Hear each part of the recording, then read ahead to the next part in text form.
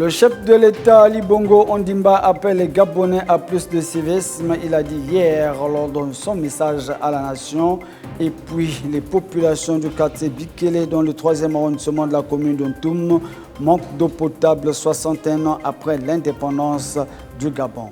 Mesdames et messieurs, bonsoir, bienvenue à cette principale édition d'information de la fête du 17 août 2021 dont je me fais le plaisir de vous présenter. Plus d'une année après l'arrivée de la pandémie du coronavirus dans le pays, le Gabon se positionne à ce jour au nombre des champions en matière de lutte contre cette maladie.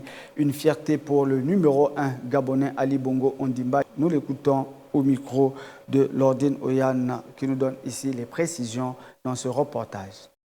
12 mars 2020, le Gabon enregistre son premier patient atteint de coronavirus. La maladie est présente sur le territoire. Les autorités prennent des décisions qui, pour certaines, fâchent la population. Mais face à la menace grandissante, le gouvernement ne baisse pas les bras et multiplie des actions visant à lutter contre la propagation de la COVID-19. Au départ, pas très en accord avec la stratégie de riposte mise en place par les gouvernants, la population finira au fil du temps par s'aligner et respecter les mesures édictées par les autorités pour freiner la dissémination de la pandémie. Tous ces efforts consentis par tous ont fait du Gabon, plus d'un an après, un champion continental en matière de riposte, a affirmé le président de la République Ali Bongo Ondimba dans son allocution du 16 août 2021. Notre Gabon est un champion continental en matière de riposte face à la COVID-19. Il est l'un des pays africains où le taux de guérison face au virus est des plus élevés et le taux de létalité, c'est-à-dire de mortalité due au virus, des plus faibles. Grâce à l'efficacité de notre système de santé, à la stratégie adoptée, au sens de l'anticipation et à votre implication dans le respect des mesures prônées, nous avons vaincu les 2 premières vagues épidémiques. Des résultats encourageants qui ne devraient cependant pas conduire la population au relâchement car la menace est encore présente et l'arrivée d'une éventuelle 3e vague avec de nouveaux variants n'est pas à exclure. Poursuivons cette édition d'information et restons toujours au Palais du bord de mer où, dans son adresse à la nation, le chef de l'État, son Excellence Ali Bongo Ondimba, a invité les populations à faire preuve de civisme pour le bien-être de tous. Les précisions, une fois de plus, avec Lordine Oyan. Aimer son pays, c'est faire preuve de patriotisme et de civisme. Des propos forts tenus par Ali Bongo Ondimba dans son adresse à la nation à l'occasion de la commémoration du 61e anniversaire de l'indépendance du Gabon. Civisme, un mot qui dit tout pour le chef de l'État gabonais qui a d'ailleurs invité sa population à se l'approprier. Le civisme est une valeur fondamentale. Elle est la condition du vivre ensemble, le ciment d'un seul et même peuple. Le civisme, c'est également le respect que chacun doit témoigner à l'égard de l'action de l'État, des pouvoirs publics. Tout en félicitant et en encourageant ceux qui chaque jour ne ménagent aucun effort pour être des modèles en matière de civisme. Ali Bongo Ondimba a également déploré l'incivisme de certains de ses compatriotes. L'incivisme de quelques-uns sape les efforts consentis par le plus grand nombre. Lorsque le bassin versant de Batavia est nettoyé par les services de l'État et que le lendemain, des concitoyens y jettent de nouveau des ordures, engendrant des inondations dans certains quartiers, c'est de l'incivisme. Lorsque les services de l'État rénovent des amphithéâtres à l'université Omar Bongo Ondimba et que quelques semaines plus tard, ces mêmes amphithéâtres sont vandalisés par des individus irresponsables, empêchant ainsi la tenue des cours et examens, c'est de l'incivisme.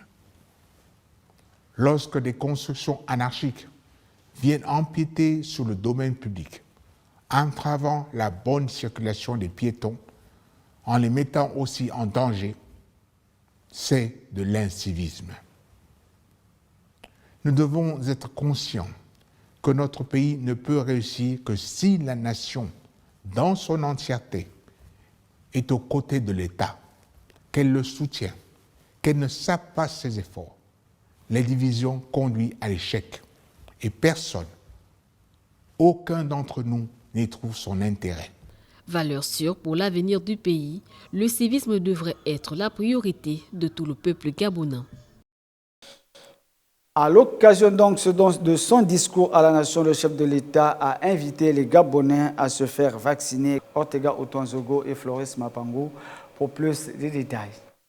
En s'adressant à la nation à la veille du 17 août, Ali Bongo Ondimba, président de la République gabonaise, souhaite que 60% de la population se fasse vacciner contre la pandémie du Covid-19. Pour lui, la vaccination est le seul moyen pour éradiquer ce virus. Faire preuve de civisme, c'est aussi se faire vacciner. Il nous faut atteindre le chiffre de 60% de la population vaccinée afin d'envisager une levée totale des mesures de précaution liées à la Covid-19. C'est pourquoi il est de votre devoir, je dirais national, de vous faire vacciner. Une invite du chef de l'État qui serait la bienvenue chez certains Gabonais, d'autres par contre restent sceptiques au vaccin. Ce n'est pas interdit, le problème c'est la fiabilité du vaccin dont les gens se plaignent. Il va falloir qu'on ait une certitude sur ça. Je vais adhérer lorsque les conditions vont être réunies. Il va falloir d'abord que l'État puisse communiquer d'abord avec la population. Parce que ce vaccin, quand vous arrivez, vous faites vacciner, on dit vous faites une décharge. Là d'abord c'est un problème, c'est que s'il y a un souci, nous-mêmes nous prenons l'engagement de nous soigner nous-mêmes. Pour ma part, je n'adhère pas. L'idée n'est pas mauvaise, pourquoi pas. C'est bon pour qu'on puisse lever ce qui nous bloque la continuité de notre quotidien. On va faire commencer la mesure, on adhère. Mais bien sûr, pourquoi pas? Si c'est la mesure la plus sûre, alors on va se vacciner et puis on va circuler tranquillement. Un an déjà que le corona a fait des ravages et continue d'emporter les vies.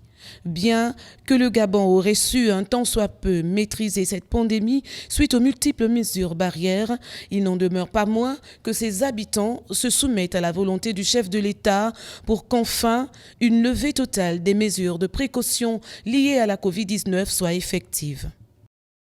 17 août 2021, le Gabon célèbre le 61e anniversaire de son indépendance. Certains déplorent le fait que cet anniversaire ne soit pas une fête dans l'allégresse comme avant. Ortega Otonzogo et Floris Mapango. 17 août 2021, le Gabon célèbre son 61e anniversaire. Comme auparavant, en 7 heures, c'était des danses culturelles, des défilés en plein air.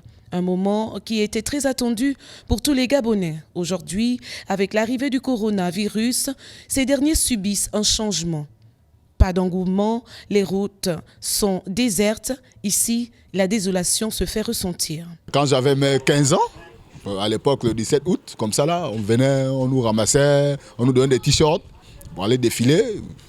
Pour ceux-là qui n'avaient pas de moyens, on partait, on allait défiler pour notre indépendance. Bon, aujourd'hui, on est là, il n'y a plus ça, il n'y a plus ça, il n'y a plus ça. Il n'y a pas de défilé, il n'y a pas de manifestation. Bon, vous voyez, c'est décevant. Depuis son indépendance jusqu'aujourd'hui, l'insatisfaction se fait ressentir suite aux multiples difficultés quotidiennes. Toutefois, certains ont la joie de célébrer la fête du 17 août. On est content d'avoir 61e anniversaire de l'indépendance, c'est bon, c'est très bien. Du tout pas. Le Gabon ne vit pas son indépendance. D'autant plus que vous-même, vous voyez ce qui se passe. La ville est morte. La ville est morte. Franchement, c'est désolant.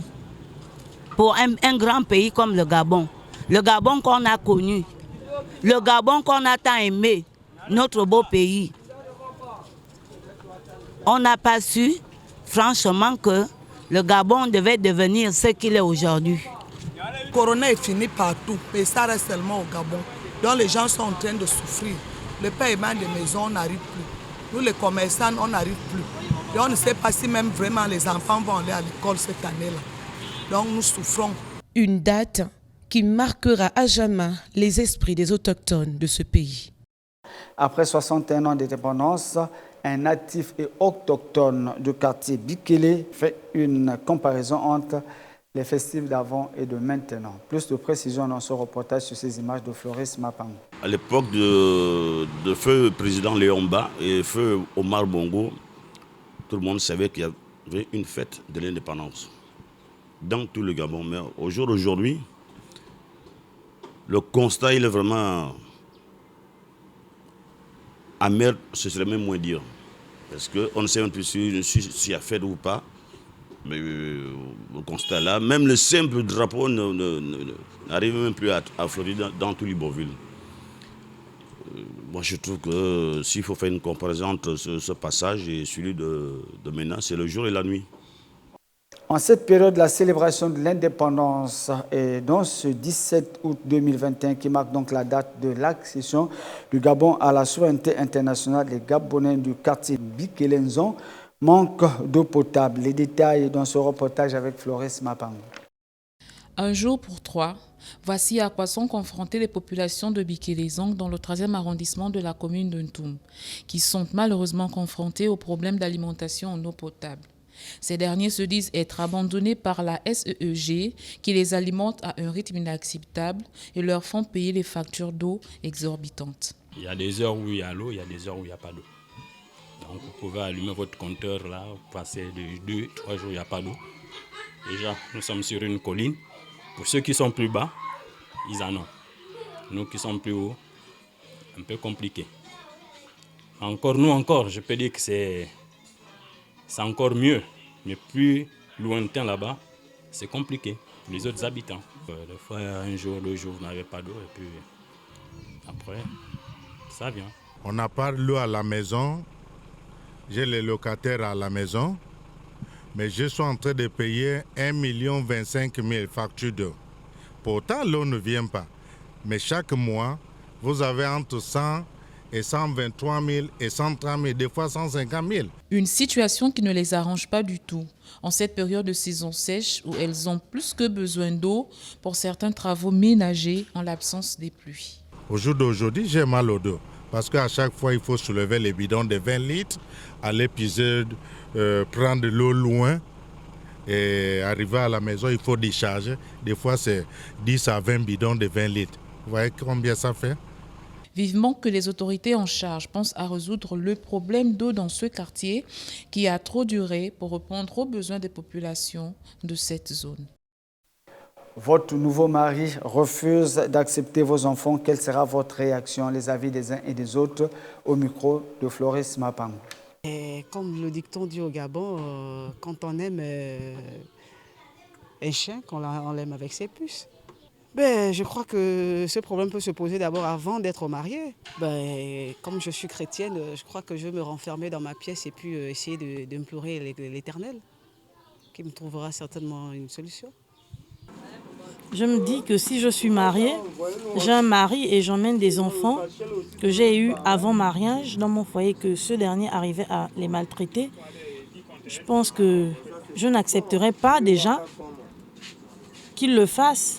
Mais ça dépend aussi parce que si les enfants respectent mon mari, ça encore, je pourrais dire qu'il a quelque part raison. Mais si les enfants sont respectueux vis-à-vis de lui, je pense que là, à ce niveau, je vais lui demander qu'est-ce qui se passe. Et s'il me dit qu'il ne veut pas de mes enfants, moi déjà, sachant que je n'ai pas de situation, si j'ai une situation, je vais lui dire non, les enfants peuvent rester, étant donné que moi je vous aide dans le foyer. C'est souvent compliqué lorsque la femme ne fait rien dans le foyer, elle n'a rien, elle ne travaille pas et le mari endosse toutes les charges. Mais dès lors que la femme travaille, il n'y a pas souvent de raison que le mari refuse ou maltraite les enfants. Souvent il le fait, c'est lorsqu'il remarque la charge qui pèse sur lui. Maintenant, si la femme est là, financièrement, elle aide le mari et que le monsieur arrivait quand même à détester les enfants ou à maltraiter les enfants de sa femme, à ce niveau-là, il y aurait problème. Et puis, si on ne peut pas gérer ça à deux, on va vers des personnes plus sages dans ce domaine pour pouvoir nous conseiller. Non, je ne peux pas accepter qu'il maltraite mes enfants. Je ne vais pas accepter ça, on va se séparer. Nous voici arrivés à la fin de cette édition d'information. Mesdames et messieurs, on rappelle le chef de l'État Ali Bongo Ondimba appelle les Gabonais à plus de civisme. Il a dit hier lors de son allocution à la nation et puis les populations du quartier Bikele dans le 3e arrondissement d'un tout manque d'eau potable 61 ans après l'indépendance. Le plaisir a été pour nous de vous avoir servi. C'est le plaisir à Dieu. Je vous retrouve demain à la même heure. D'ici là, portez-vous bien. On se dit au revoir. Ciao. Bye bye.